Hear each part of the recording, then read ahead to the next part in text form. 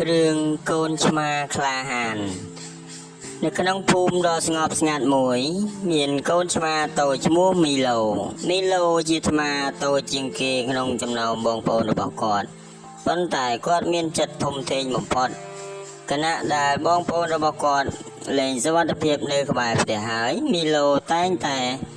សុបិនអំពីការផ្សងព្រេងផ្សេងថ្ងៃមួយនៅពេលព្រះអាទិត្យចាប់ផុតមីឡូឮសំឡេងយំខ្សោយមកពីក្នុងព្រៃបងប្អូនរបស់គាត់ខ្លាច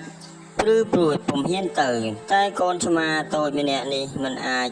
អត់ឮបានទេគាត់ប្រមូលកម្លាំងមិនហ៊ានចេញទៅរកប្រភពសំឡេងនោះទេនៅក្នុងព្រៃកណ្ដាលស្លឹកឈើនិងស៊ប់ទឹកមួយមីឡូបានឃើញកូនសត្វស្លាបដែលធ្លាក់ចេញពីរនោងកូនស្លាបតូច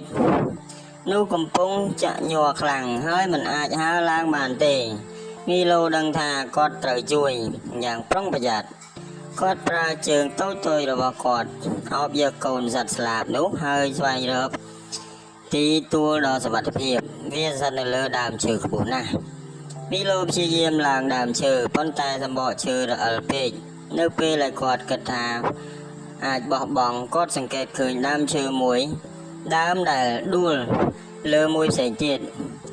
មីឡូបានប្រើកម្លាំងទាំងអស់ដែលមានឆ្លងឡើងទៅហើយយកកូនស្លាបនោះដាក់ក្នុងរន្ធវិញភ្លាមនោះម្ដាយសត្វស្លាបហើរមកវិញហើយជាឮសំឡេងអំណរអរគុណមីឡូសំនឹងចិត្តព្រោះគាត់ដឹងថាគាត់បានធ្វើអំពើល្អក្លាហានមួយនៅពេលត្រឡប់ទៅផ្ទះវិញបងប្អូនរបស់គាត់សរុបអបអរសាទរគាត់ចាប់ពីថ្ងៃនោះមកគ្មានអ្នកណា